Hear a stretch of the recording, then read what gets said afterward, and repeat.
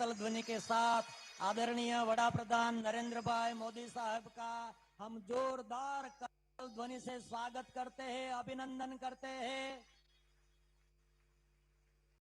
जोरदार तालिका का नाद लक्ष्मी नारायण देव हरिकृष्ण महाराज भगवान स्वामी नारायण का कृपा छत्र हमारे आदरणीय वड़ा प्रधान नरेंद्र भाई मोदी साहब के सर पर रहे और समग्र देश और दुनिया में हम सब गौरव से अपना सीना चौड़ा करके घूम सके, ऐसा काम हमारे वड़ा प्रधान साहब नरेंद्र भाई मोदी जी कर रहे हैं। इसलिए उनको पुनः करतल ध्वनि से हम अभिनंदन करते हैं।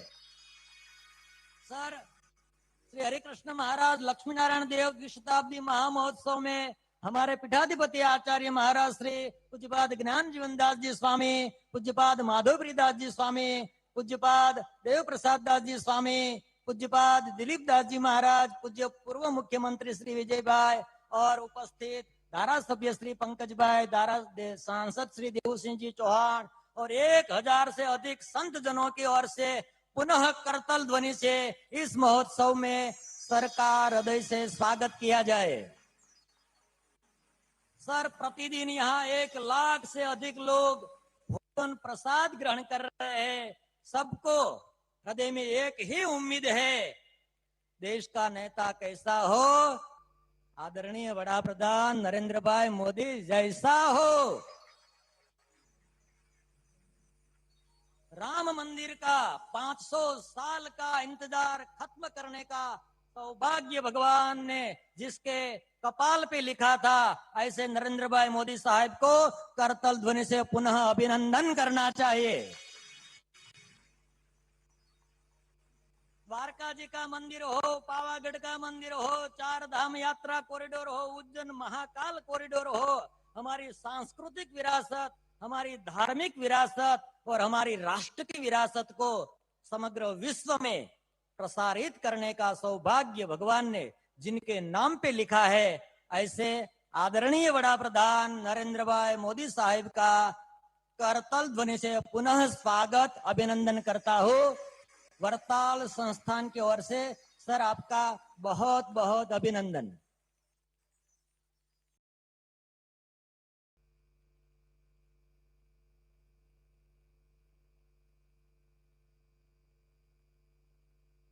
मैं आदरणीय वड़ा प्रधान नरेंद्र भाई मोदी साहब को विनती करूंगा, अब अपना उद्बोधन करेंगे वड़ा प्रधान श्री नरेंद्र भाई मोदी साहब। स्वामीनारायण। जय स्वामीनारायण।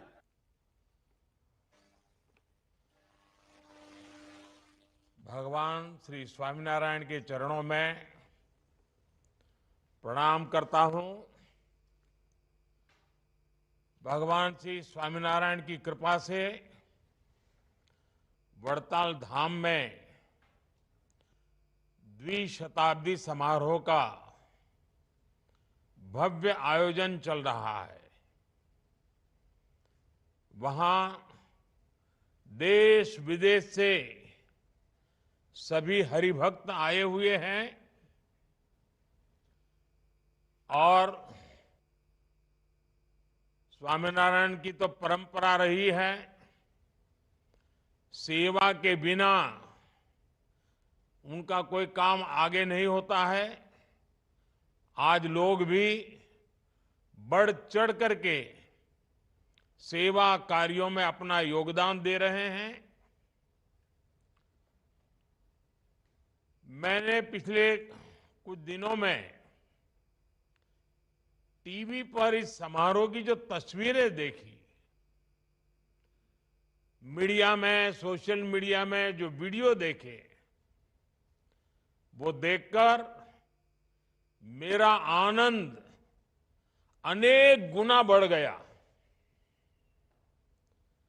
साथियों, वड़ताल धाम की स्थापना के 200 वर्ष ये द्विशताब्दी समारोह, ये केवल एक आयोजन या इतिहास की तारीख नहीं है।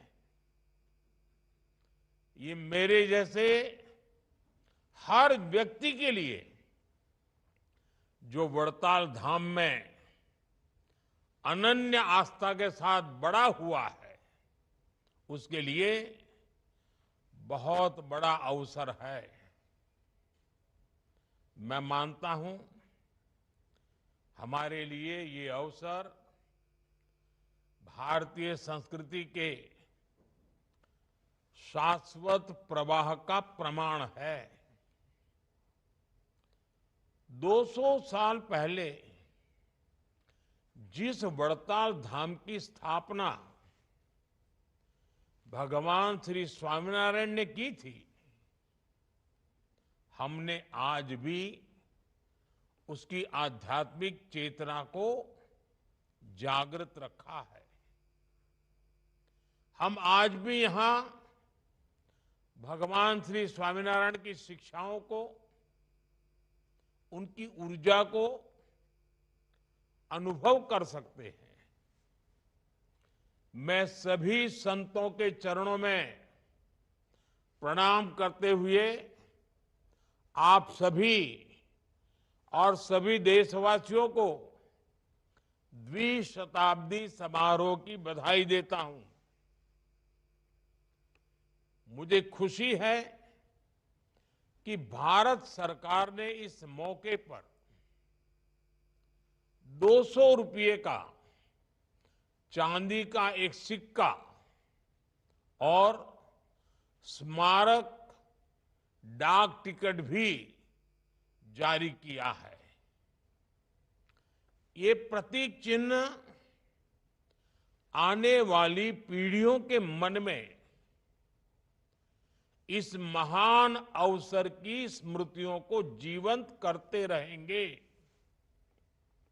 साथियों, भगवान स्वामीनारायण से जुड़ा हर व्यक्ति जानता है कि इस परंपरा से मेरा संबंध कितना गहरा है। हमारे राकेश जी बैठे हैं वहां, उनसे मेरा नाता कैसा है, कितना पुराना है, वो कभी आपको बताएंगे। ये रिश्ता आत्मिक भी है, आध्यात्मिक भी है और सामाजिक भी है। जब मैं गुजरात में था तब संतों का सानिध्य और सत्संग मेरे लिए सहज उपलब्ध रहता था। वो मेरे लिए एक सौभाग्य की पल होती थी और मैं भी उस पल को जी भर के जीता था। स्वामीनारायण भगवान की कृपा से आज भी किसी न किसी रूप में, प्रत्यक्ष नहीं तो परोक्ष रूप से, वो क्रम तो चलता ही रहता है। कई अवसरों पर मुझे संतों के आशीर्वाद का सौभाग्य मिलता रहा है। राष्ट्र के लिए सार्थक चिंतन का अवसर मिलता रहा है। मेरी इच्छा थी कि मैं आज स्वयं वड़ताल धाम इस पवित्र उत्सव में उपस्थित होता। મારી ઈચ્છા તો ઘણી હતી, તમારા બધા વચ્ચે બેસું, જૂની જૂની બધી વાતો યાદ કરું, અને સ્વાભાવિક છે તમને ગમે મને ગમે, लेकिन जिम्मेदारियां और व्यस्तता के चलते ये संभव नहीं हो सका। लेकिन मैं हृदय से आप सबके बीच ही हूं।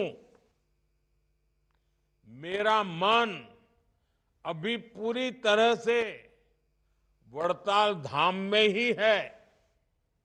साथियों, श्रद्धेय संतगण, हमारे भारत की ये विशेषता रही है कि यहां जब जब भी मुश्किल समय आया है, कोई न कोई ऋषि, महर्षि, संत, महात्मा उसी काल में अवतरित हुआ है। भगवान स्वामीनारायण का आगमन भी एक ऐसे समय में हुआ था जब देश सैकड़ों वर्ष की गुलामी के बाद कमजोर हो चुका था, अपने आप में विश्वास खो चुका था, खुद को ही कोसने में डूबा हुआ था। तब भगवान स्वामीनारायण ने हमें, उस कालखंड के सभी संतों ने हमें नई आध्यात्मिक ऊर्जा तो दी ही, उन्होंने हमारे स्वाभिमान को जगाया, हमारी पहचान को पुनर्जीवित किया। इस दिशा में शिक्षापत्री और वचनामृत का योगदान बहुत बड़ा है। उनकी शिक्षा को आत्मसात करना, उसे आगे बढ़ाना, ये हम सबका कर्तव्य है। मुझे खुशी है कि वड़ताल धाम आज इसी प्रेरणा से मानवता की सेवा और युग निर्माण का बहुत बड़ा अधिष्ठान बन चुका है। इसी वड़ताल धाम ने हमें वंचित समाज से सगराम जी जैसे भक्त दिए हैं।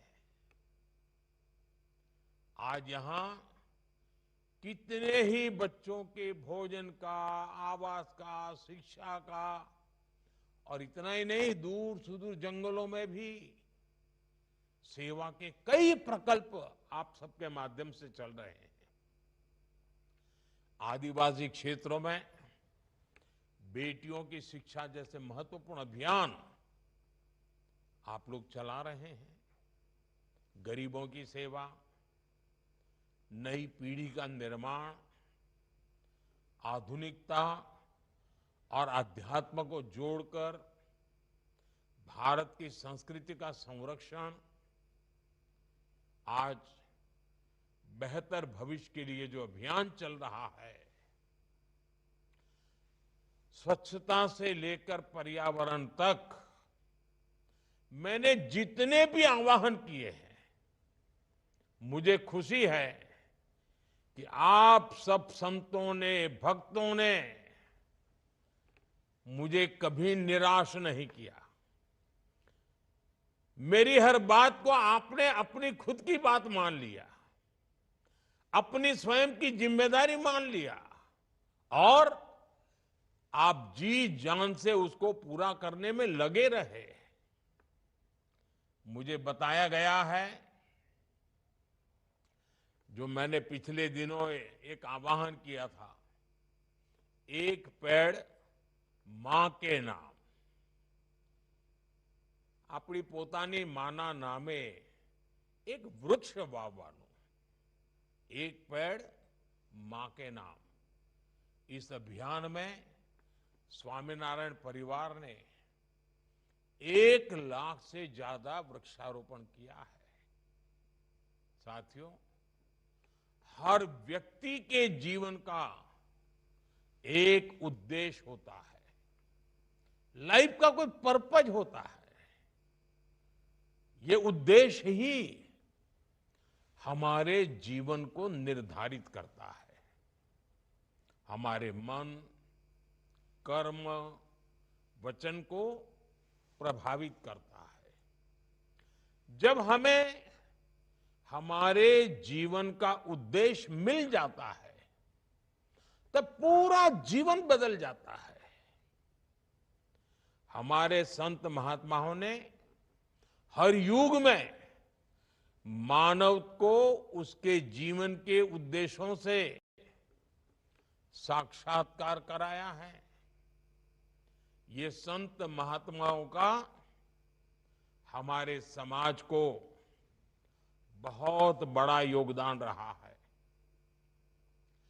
जब किसी उद्देश्य की पूर्ति के लिए पूरा समाज, पूरा देश एकजुट हो जाता है तो वो जरूर पूरा होता है। और पहले कई उदाहरण हैं, हमने ये करके दिखाया है, हमारे संतों ने करके दिखाया है, हमारे समाज ने करके दिखाया है, हमारे धार्मिक संस्थानों ने करके दिखाया है। आज हमारे युवाओं के सामने एक बहुत बड़ा उद्देश्य उभर कर आया है। पूरा देश एक निश्चित लक्ष्य को लेकर आगे बढ़ रहा है। ये लक्ष्य है विकसित भारत का। वड़ताल के और समस्त स्वामीनारायण परिवार के संत महात्माओं से मेरा आग्रह है कि वो विकसित भारत के इस पवित्र उद्देश्य, महान उद्देश्य, उसके साथ जन जन को जोड़े। जैसे आजादी के आंदोलन में एक शताब्दी तक समाज के भिन्न भिन्न कोने से आजादी की ललक, आजादी की चिंगारी देशवासियों को प्रेरित करती रही। एक भी दिन, एक भी पल ऐसा नहीं गया कि जब लोगों ने आजादी के इरादों को छोड़ा, सपनों को छोड़ा, संकल्पों को छोड़ा, ऐसा कभी नहीं हुआ।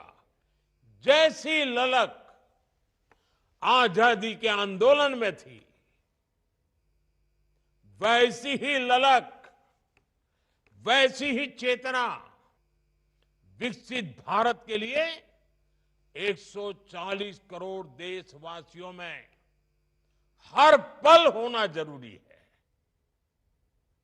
आप सब और हम सब मिलकर लोगों को प्रेरित करें कि आने वाले 25 साल तक हम सबको, और विशेष करके हमारे नौजवान साथियों को, विकसित भारत के उद्देश्य को जीना है, पल पल जीना है, हर पल उसके लिए अपने आप को जोड़ के रखना है। इसके लिए जो जहां है वहीं से अपना योगदान देना शुरू कर दे। जब वो विकसित भारत के लिए योगदान देगा, वो जहां होगा वहीं से उसका लाभ मिलेगा ही। अब जैसे हम लगातार कहते हैं कि विकसित भारत बनने की पहली शर्त है हमें आत्मनिर्भर भारत बनाना। अब आत्मनिर्भर भारत बनाने के लिए कोई बाहर वाला काम नहीं आएगा, हमें ही करना पड़ेगा। 140 करोड़ देशवासियों को ही करना पड़ेगा, यहां बैठे हुए सब हरिभक्तों को करना पड़ेगा। और इसकी शुरुआत कहां से करेंगे? शुरुआत होती है vocal for local. Vocal for local को बढ़ावा दिया जा सकता है। विकसित भारत के लिए हमारी एकता, देश की अखंडता, वो भी बहुत जरूरी है। आज दुर्भाग्य से निहित स्वार्थ के लिए, छोटी समझ के कारण,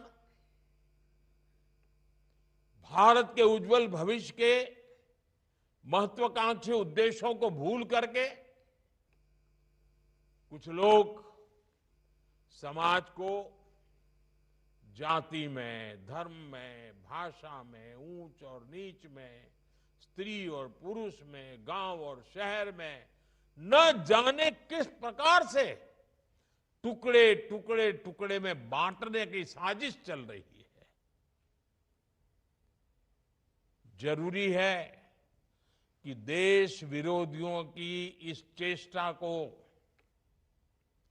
हम उसकी गंभीरता को समझे, उस संकट को समझे और हमें सबने मिलकर के ऐसे कारनामों को पराजित करना ही होगा। हमें मिलकर के नाकाम करना होगा। साथियों, भगवान श्री स्वामीनारायण ने हमें बताया है कि बड़े लक्ष्य कठोर तप से हासिल होते हैं। उन्होंने हमें बताया राष्ट्र को निर्णायक दिशा दिखाने की क्षमता युवा मन में होती है। उन्होंने हमें सिखाया कि युवा राष्ट्र का निर्माण कर सकते हैं और करेंगे। इसके लिए हमें सशक्त, समर्थ और शिक्षित युवाओं का निर्माण करना होगा। विकसित भारत के लिए हमारे युवा सशक्त होने चाहिए। स्किल्ड युवा हमारी सबसे बड़ी ताकत बनेंगे। हमारे युवाओं की ग्लोबल डिमांड और बढ़ने वाली है। आज मैं विश्व के जिन जिन नेताओं से मिलता हूं, ज्यादातर नेताओं की अपेक्षा रहती है कि भारत के युवा, भारत का स्किल्ड मैन पावर, भारत के आईटी सेक्टर के नौजवान उनके देश जाएं, उनके देश में काम करें। पूरा विश्व भारत के युवाओं के सामर्थ्य से आकर्षित है। ये युवा देश ही नहीं बल्कि विश्व की जरूरतें भी पूरी करने के लिए तैयार होंगे। इस दिशा में भी हमारे प्रयास राष्ट्र निर्माण में बहुत सहायक होंगे। मैं एक और आग्रह भी आपसे करना चाहता हूं। स्वामीनारायण संप्रदाय हमेशा नशा मुक्ति पर बहुत काम करता रहा है। युवाओं को नशे से दूर रखना, उन्हें नशा मुक्त बनाने में हमारे संत, महात्मा, हरिभक्त बहुत बड़ा योगदान कर सकते हैं। युवाओं को नशे से बचाने के लिए ऐसे अभियान और ऐसे प्रयास हमेशा जरूरी होते हैं। हर समाज में जरूरी होते हैं, देश के हर कोने में जरूरी होते हैं और ये हमें निरंतर करना होगा। साथियों, कोई भी देश अपनी विरासत पर गर्व करते, उसका संरक्षण करते हुए ही आगे बढ़ सकते हैं। और इसलिए हमारा तो मंत्र है, विकास भी विरासत भी। हमें खुशी है कि आज हमारी विरासत के हजारों साल पुराने केंद्रों का गौरव लौट रहा है। जिसे नष्ट मान लिया गया था वो फिर से प्रकट हो रहा है। अब अयोध्या का उदाहरण हम सबके सामने है। 500 साल के बाद एक सपना पूरा होना मतलब 500 साल तक कितनी ही पीढ़ियों ने उस सपने को जिया है, उस सपने के लिए जूझते रहे हैं, जरूरत पड़ी बलिदान देते रहे हैं, तब जाके हुआ है। आज काशी का और केदार का जो कायाकल्प हुआ है, यह उदाहरण हमारे सामने है। हमारे पावागढ़ में 500 साल बाद धर्म ध्वजा फहरी, 500 साल बाद। हमारा मोढेरा का सूर्य मंदिर का उदाहरण देख लीजिए, आज हमारा सोमनाथ देख लीजिए, चारों तरफ एक नई चेतना, नई क्रांति के दर्शन हो रहे हैं। इतना ही नहीं, हमारे देश से चोरी हुई सैकड़ों साल पुरानी मूर्तियां कोई पूछने वाला नहीं था, आज ढूंढ ढूंढ करके दुनिया से हमारी जो मूर्तियां चोरी गई, हमारे देव देवताओं के रूपों को चोरी कर लिया गया था, वो वापस आ रही हैं, हमारे मंदिरों में लौट रही हैं। और हम गुजरात के लोग तो धौलावीरा को लेकर के कितना गर्व करते हैं, लोथल को लेकर के कितना गौरव करते हैं। ये हमारे प्राचीन गौरव की विरासतें हैं। अब उसको भी पुनर्स्थापित करने का काम हो रहा है। और भारत की सांस्कृतिक चेतना का ये अभियान, ये केवल सरकार का अभियान नहीं है। इसमें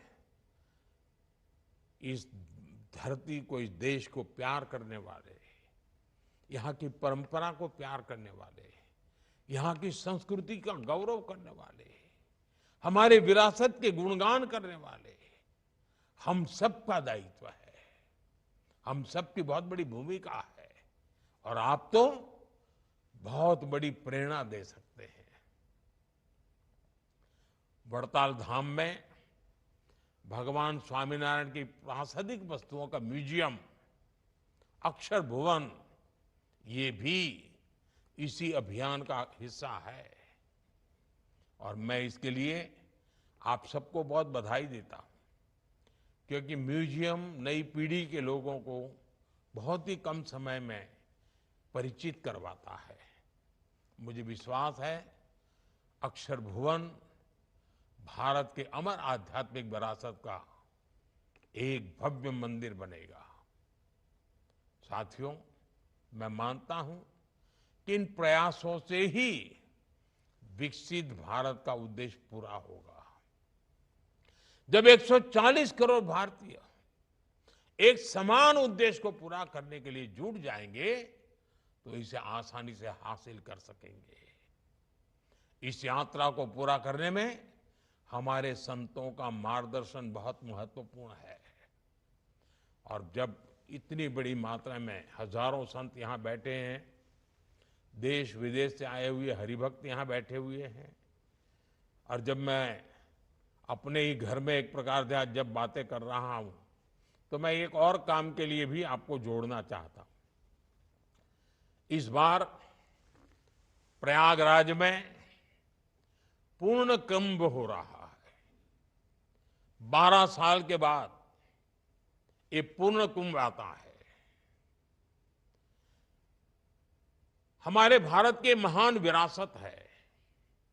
अब तो विश्व ने भी इस विरासत को स्वीकार किया हुआ है। 13 जनवरी से करीब 45 दिन तक 40-50 करोड़ लोग इस कुंभ मेले में आते हैं।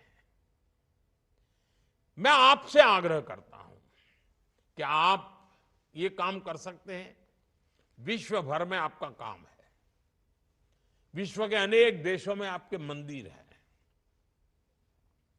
क्या आप तय कर सकते हैं कि इस बार ये कुंभ का मेला क्या होता है, क्यों होता है, इसके पीछे क्या सामाजिक सोच रही हुई है, वहां लोगों को शिक्षित करें। और जो भारतीय मूल के नहीं हैं, विदेशी लोग हैं, उनको समझाएं ये क्या है, और कोशिश करें कि विदेश में आपकी एक एक शाखा कम से कम 100 विदेशी लोगों को बड़ी श्रद्धापूर्वक ये प्रयागराज का कुंभ मेला के दर्शन करने के लिए ले आइए। पूरे विश्व में एक चेतना प्रगटाने का काम होगा, और ये आप आसानी से कर सकते हैं। मैं फिर एक बार वहां खुद नहीं आ पाया हूं, इसके लिए क्षमा मांगते हुए आपने वीडियो कॉन्फ्रेंस से भी आप सबके दर्शन मुझे दिए, मुझे सब संतों के दर्शन करने का मौका मिला, सारे परिचित चेहरे मेरे सामने हैं। मेरे लिए बहुत खुशी की पल है कि आज मैं दूर से ही आप सबके दर्शन कर पा रहा हूं। इस द्विशताब्दी समारोह के लिए मेरी तरफ से आपको बहुत बहुत शुभकामनाएं, बहुत बहुत बधाई। आप सबका धन्यवाद। जय स्वामीनारायण।